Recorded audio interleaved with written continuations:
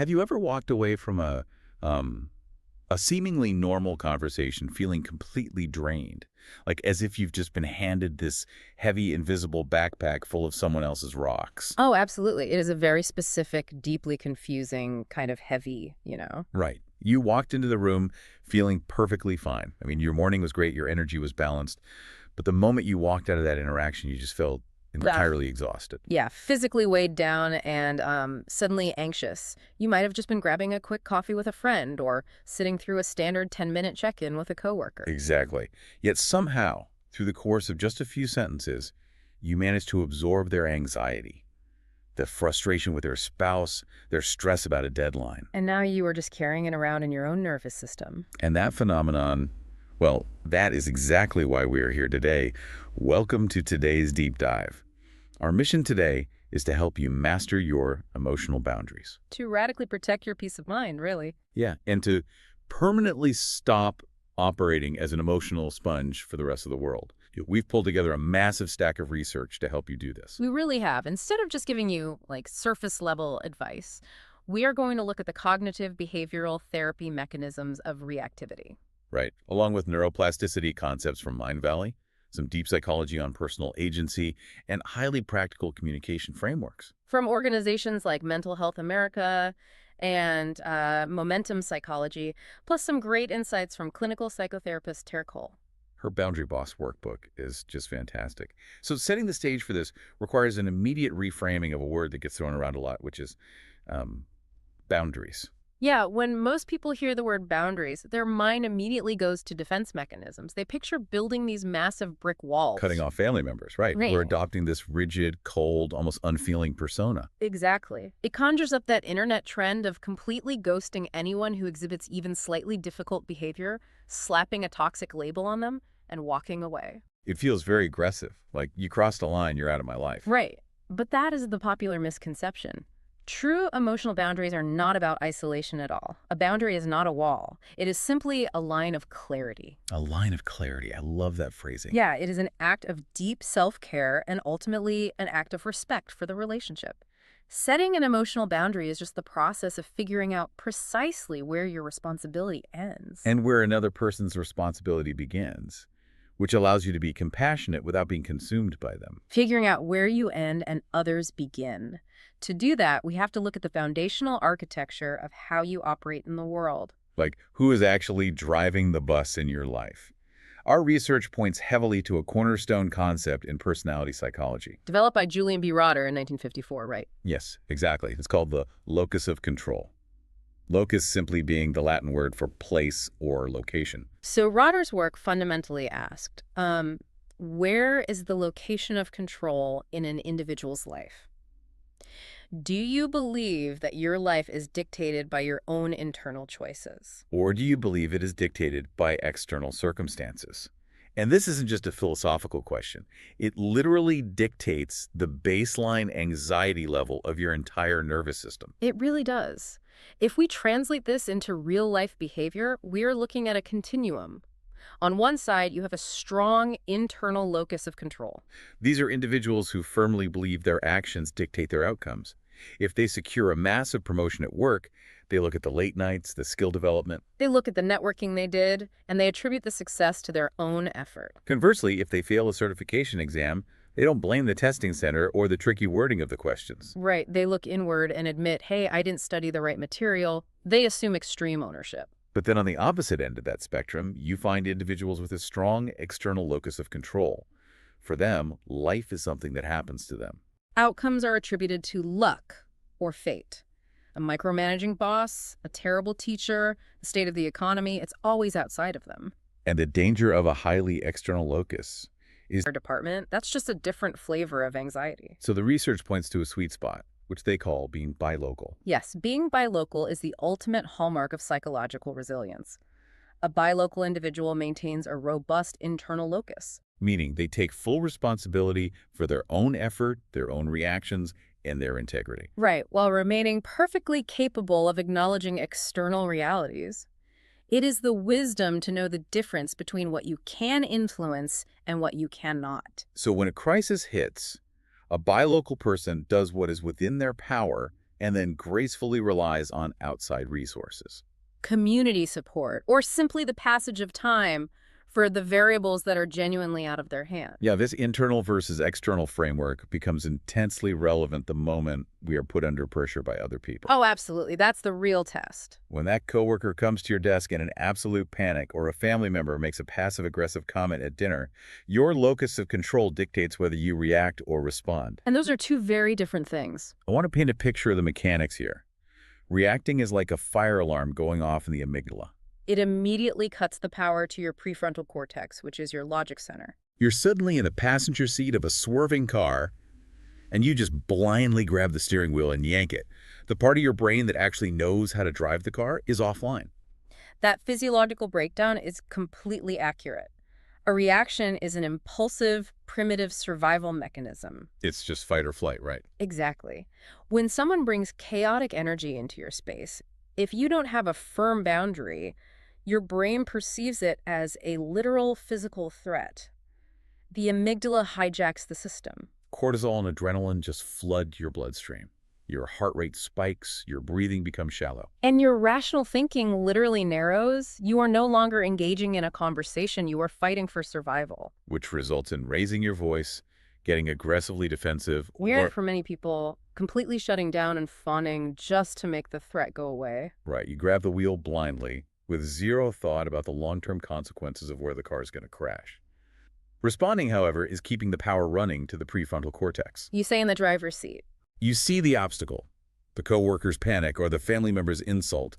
You take a breath, calculate the distance, and smoothly steer around it. Responding requires the insertion of a pause between the stimulus and your action. It is highly intentional. You are not suppressing the emotion, though. Yeah. You are experiencing the anger or the anxiety, but you are not allowing it to dictate your motor functions. Right. You're balancing the emotional data with logical processing. And the cognitive behavioral therapy sources provide a fascinating, incredibly simple neurological hack for creating that pause. Oh, effect labeling. Yes. Simply naming the emotion you are experiencing, it sounds almost too basic to be effective. Just saying, I'm mad, basically. Essentially, yes. But the neuroimaging data on this is profound. When you are in the middle of an emotional spike, simply saying internally, I'm experiencing anger right now, physically alters the blood flow in your brain. Wow, just the internal phrase does that. Yeah. You are taking the chaotic, unlabeled energy in the emotional center and forcing it through the language processing centers of the brain. To attach a word to a feeling requires the prefrontal cortex to activate. So by naming the emotion, you are literally turning the lights back on in the rational executive functioning part of your brain. You force the brain to categorize the threat rather than just blindly running from it. Okay, so if the prefrontal cortex needs that kind of power to keep us responding rather than reacting, we have to look at how we are charging the system in the first place. This is a crucial point. You cannot expect to smoothly steer around a conversational obstacle at 3 o'clock in the afternoon if you threw your entire nervous system into a state of panic at 7 in the morning. Exactly. The way we prime our system in the first hour of waking dictates our baseline emotional permeability for the rest of the day. The brain operates as an incredibly sophisticated prediction machine. Yes. During the first 30 to 60 minutes of the day, as you transition out of sleep, your brain is actively scanning the environment to answer one question. What kind of world are we operating in today? That's the question, which makes the modern morning routine an absolute disaster for our emotional boundaries. Because the very first thing you do when you open your eyes is reach for the smartphone on your nightstand. You open a social media app, read a politically charged news headline, or dive into a stressful work email. And by doing that, you are immediately inheriting someone else's emotional state.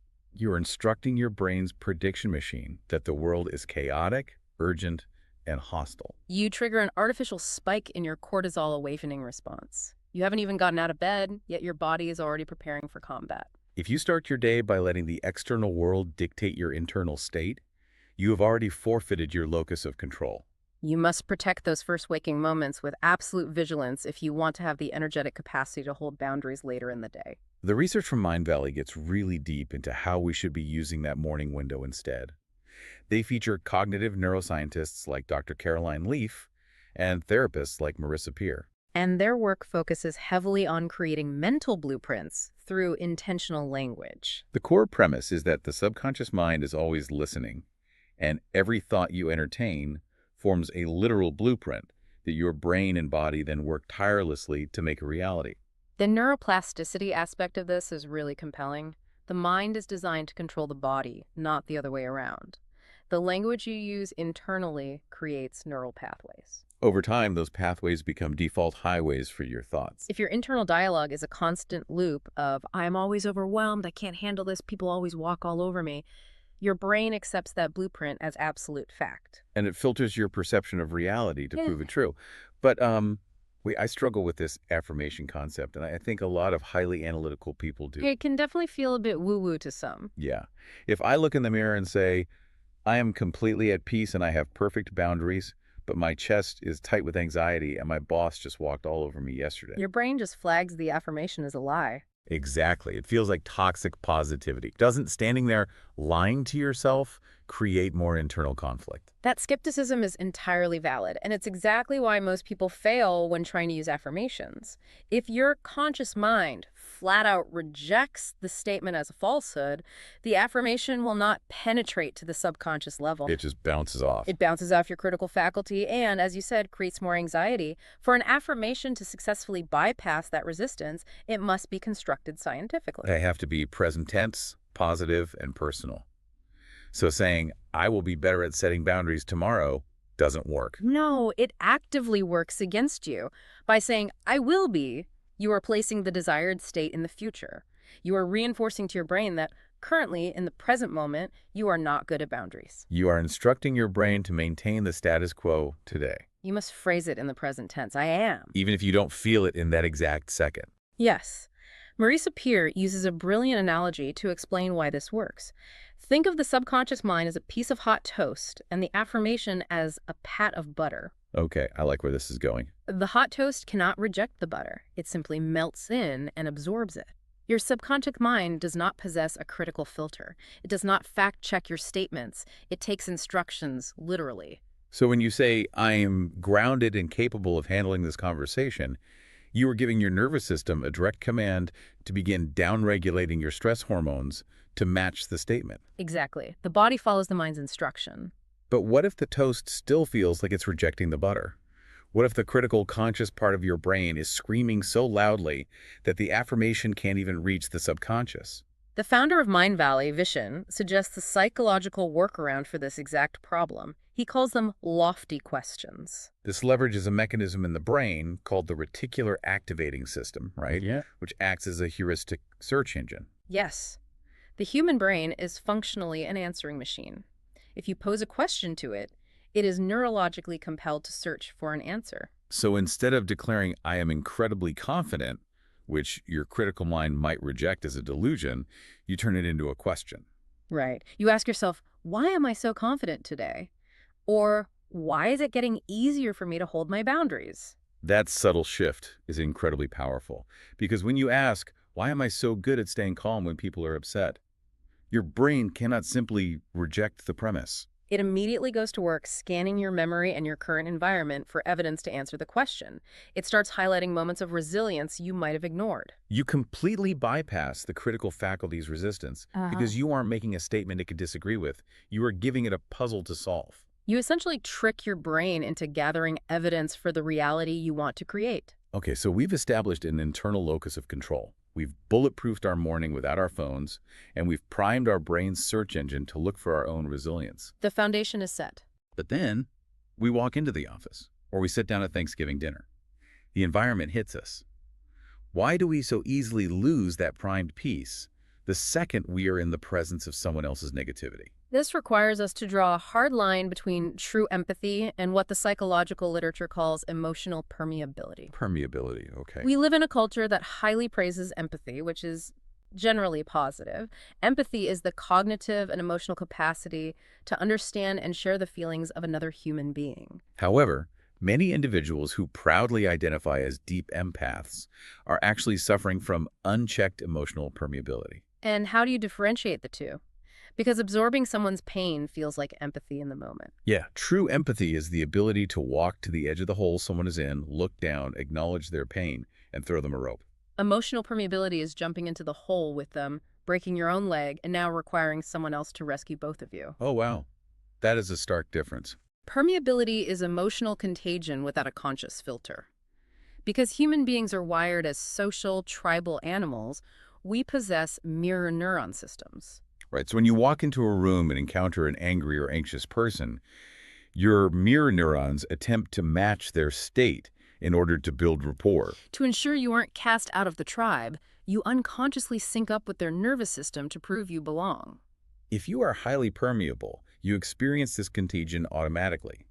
You mistake their physiological arousal for your own. True empathy allows you to understand their anger without your own heart rate exceeding 80 beats per minute. Permeability is when their anger literally becomes your high blood pressure. The sources offer a mantra to combat this mirror neuron hijacking, and it is beautifully blunt. I am not responsible for how other people feel or react. It is a radical statement for someone who has spent their life acting as a sponge.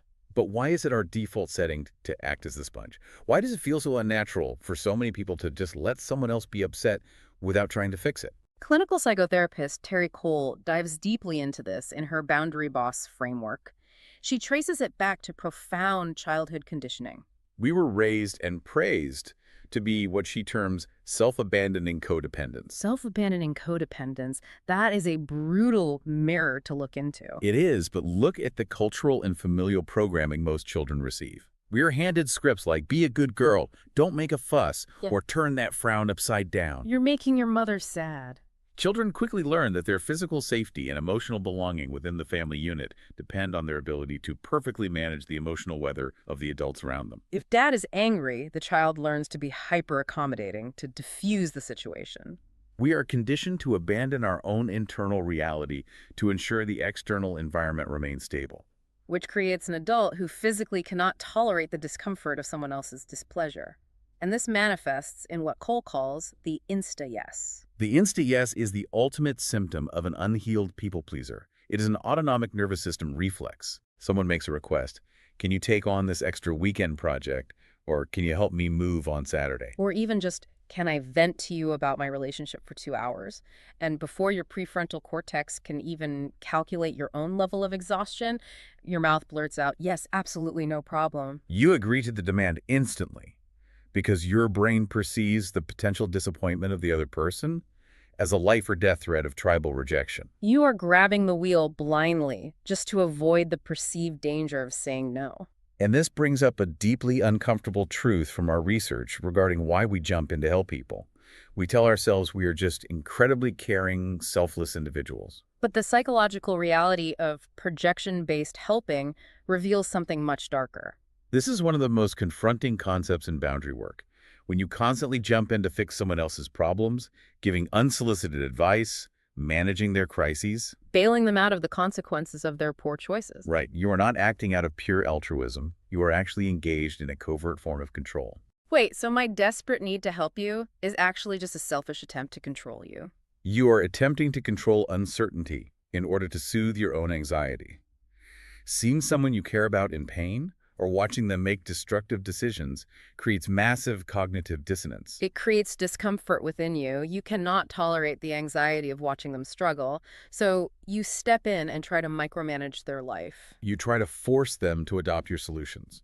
Because if you could just fix them, the chaotic variable in your environment is stabilized and you can finally relax. Your helping is really about alleviating your own distress. That reframes the entire dynamic of the savior complex. It is an inability to sit with the discomfort of another person's autonomy. And it ultimately harms the person you are trying to save.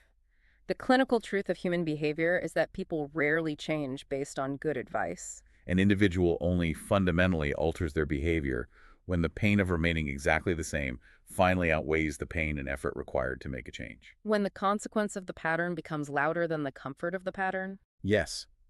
When you constantly rush in to fix their problems and absorb their emotional fallout, you are acting as an anesthetic. You are numbing the very pain they need to feel in order to hit the threshold of genuine transformation. Mature, boundaried love is having the fortitude to allow someone to do their own work.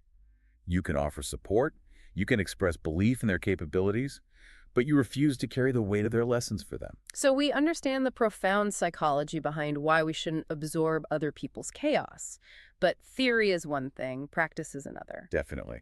When you are physically cornered by a chronic complainer or someone starts aggressively trauma dumping on you, your nervous system still spikes. How do we build an energetic shield in real time? The first step is cultivating somatic awareness, knowing the physical signs that your boundary has been breached before you even mentally process it. Astute psychology points out that emotional absorbers experience distinct physiological markers. These are sudden, inexplicable mood shifts. You are perfectly happy, and 5 minutes into the conversation, a heavy gray cloud settles over your mind. Or acute physical fatigue. Your limbs literally feel heavier. That's a result of the parasympathetic nervous system attempting to shut down the overwhelming stimulus. And the classic sign, rumination. Long after the person has left your physical presence, your brain is still aggressively replaying their problem, trying to solve it while you are trying to fall asleep. If you hit any of those markers, your permeability is too high. To counter this, behavioral psychologists recommend deploying real-time active shielding techniques. These are not metaphors. They are cognitive interventions designed to break the mirror neuron loop. Let's break down the 5 most practical shields from the research. Shield number 1, the timeout boundary. This is a structural shield deployed at the very onset of the interaction.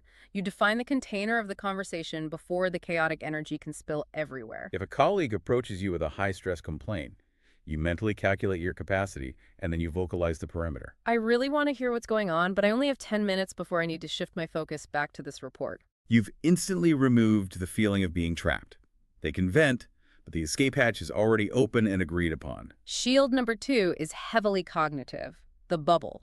While visualization can sometimes sound overly mystical, it is a highly effective tool for directing the visual cortex to override the limbic system. As the person is speaking, pouring out their anxiety or anger, you actively construct a vivid mental image of a thick, transparent shield surrounding your body. When they project intense emotion, you visualize it as dark smoke or physical arrows striking the outside of your bubble and harmlessly sliding down to the floor.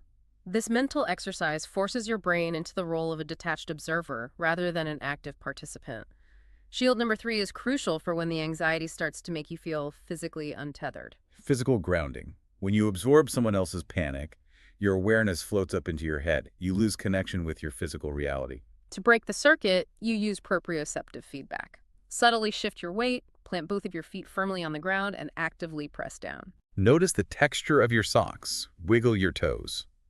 By forcing your brain to process sensory data from your extremities, you send a signal up the spinal cord to the brainstem. That you are physically safe, present, and separate from the person talking to you. Shield number 4 is the internal mantra of clarifying ownership.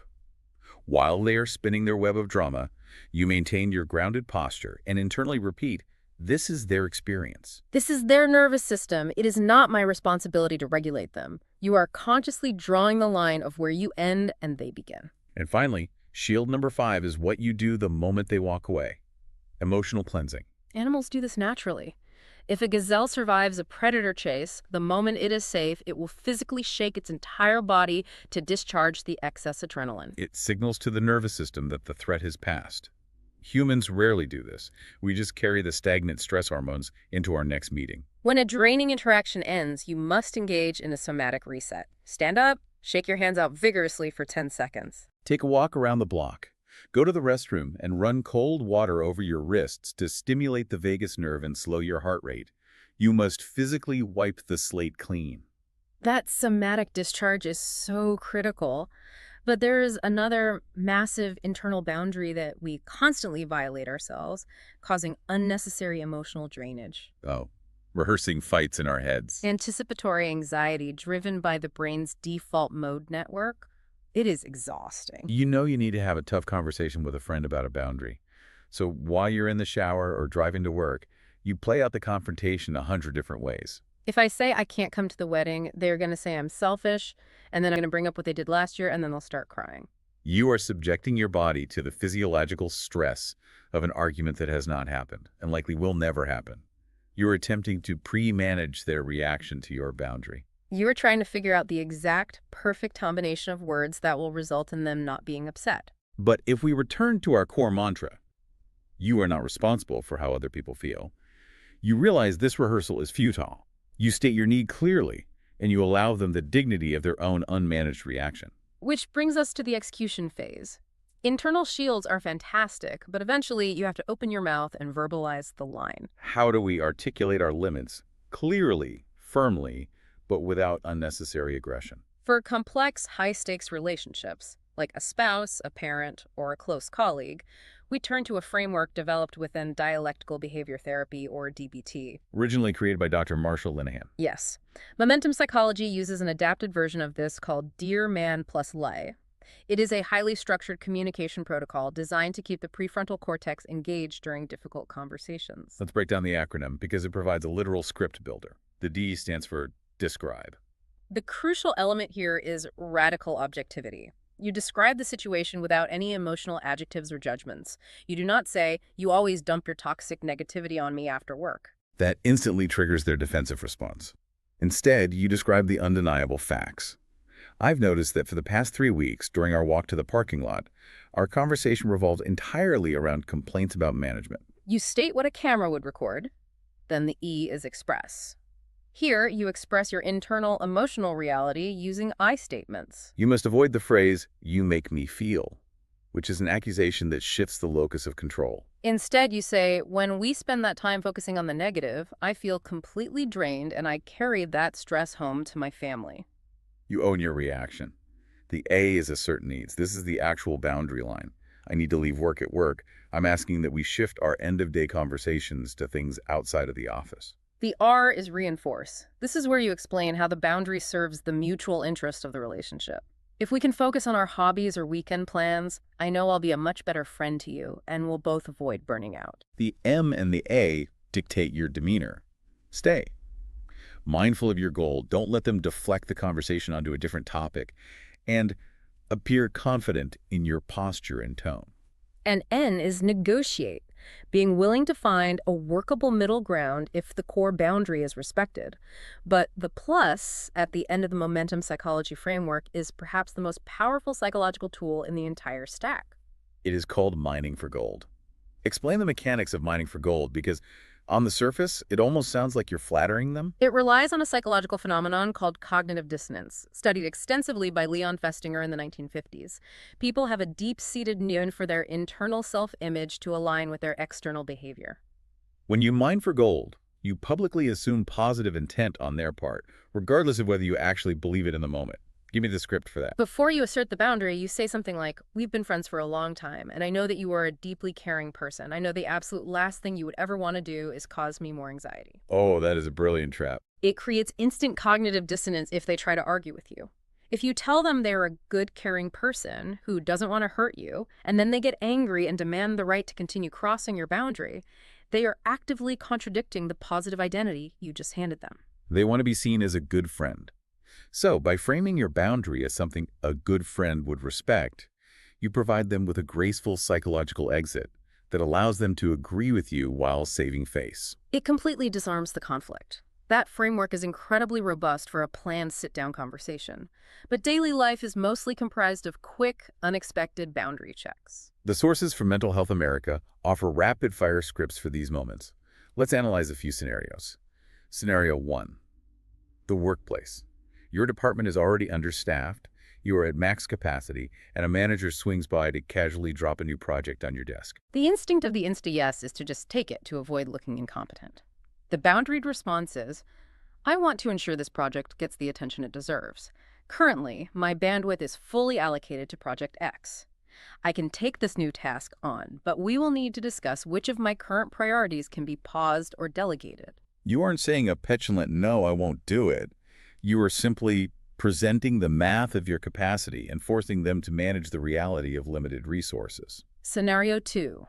The emo texting friend. It's 9:30 p.m. on a Tuesday. You are in your pajamas trying to read a book, and your phone starts vibrating with a 5-paragraph text wall of high drama venting from a friend who does this constantly. You do not ignore it entirely, but you do not engage with the content. You reply, "I can see that you are dealing with a lot right now, and I believe in your ability to navigate this. However, I am winding down for the night and do not have the emotional bandwidth to give this the focus it needs. I will be turning my phone off, but let's connect over the weekend." Firm, compassionate, and definitive. Scenario 3. The family dinner. A relative makes a deeply critical or offensive comment disguised as a joke. When you visibly pull back, they immediately say, "Wow, you're so sensitive. I was just kidding." Learn to take a joke. You deploy the mining for gold technique, combined with a direct assertion. I know you love me, and the last thing you'd ever want to do is hurt my feelings. Because of that, I am asking you to stop making comments about my weight. I want us to have a great dinner, so let's move on to a different topic. And the overarching rule for all of these scripts across all relationships is that you must stop over-explaining. No is a complete sentence. Over-explaining is the death of a boundary. When you provide a laundry list of justifications for why you can't do something, you are subconsciously signaling that you don't believe you have the inherent right to say no. You sound like a subordinate asking for permission from an authority figure. Furthermore, you hand the other person ammunition. Right? If someone asks you to go out on a Friday night and you say, I really can't, I'm so exhausted from work and I have to wake up early to wash my dog and I think I'm getting a cold. They will systematically dismantle your excuses. Oh, just drink a Red Bull, wash the dog on Sunday, we'll stay out for just 1 hour, you'll feel better getting out of the house. You gave them a puzzle to solve instead of a boundary to respect. If you simply say, thank you so much for thinking of me, but I'm going to pass tonight, there's nothing to argue with. You must learn to let the awkward silence do the heavy lifting. Which transitions us into the reality of the aftermath. When you begin enforcing these limits, letting the silence hang, and refusing to over-explain, people are not always going to celebrate your newfound health. Managing the pushback and the evolution of your relationships is the final and often most painful frontier of this work. Systems inherently resist change. A relationship is an ecosystem, and it will always fight to maintain homeostasis.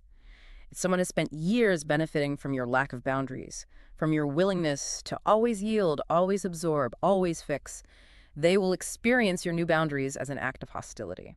So what is the tactical response when someone is just breathtakingly clueless, or they push back with an incredibly intrusive question? Say you are at an office party, you decline a drink, and a coworker loudly asks, why aren't you drinking? Are you pregnant? Or do you have a problem? When a question crosses the line from curious to wildly inappropriate, momentum psychology recommends a tactic known as the wow technique. It relies entirely on the psychology of the pregnant pause. You look the person dead in the eye with a neutral, slightly curious expression, no anger, no sarcasm. You simply say, wow. Just wow, and then nothing else. Absolute silence. You do not break eye contact. By refusing to answer the question, and instead commenting on the audacity of the question itself with a single word, you take the massive ball of awkward tension they just threw at you, and you drop it directly back into their lap. 9 times out of 10, their brain cannot handle the social pressure of the silence. They will immediately start rambling, backpedaling, and apologizing to fill the void. Silence is an impenetrable shield. You are never obligated to participate in a conversation that violates your dignity. But what if it isn't a rude coworker? What if it's someone you love, and no matter how many times you explain your boundary, they just fundamentally refuse to understand it? They twist your words, argue with your reality, and accuse you of being cruel. This is where we have to introduce the concept of perceptional ceilings, discussed extensively in the Mindset Mentor research. We assume that because we are speaking the same language, we are communicating. We are not. Every human being perceives reality through a highly distorted lens, ground down by their own childhood trauma, their emotional maturity, their insecurities, and their ego. You cannot explain a three-dimensional boundary to someone who only has the emotional capacity to see in 2 dimensions. Exactly. Imagine a long-term friendship. You go to therapy, you do the work, you expand your emotional vocabulary, and you achieve a deeper level of self-awareness. Your friend does not. One day, you set a healthy boundary. You say, I value our friendship, but I need a few days of alone time to recharge my social battery. You are speaking from a place of secure attachment, but your friend's perceptional ceiling is governed by deep-seated abandonment issues. Their brain literally cannot translate your words accurately. It hits their perceptional ceiling and distorts. They hear, you are exhausting, I don't love you anymore, and I am abandoning you. And no amount of over-explaining or reassuring is going to fix that translation error, because the error is in their soft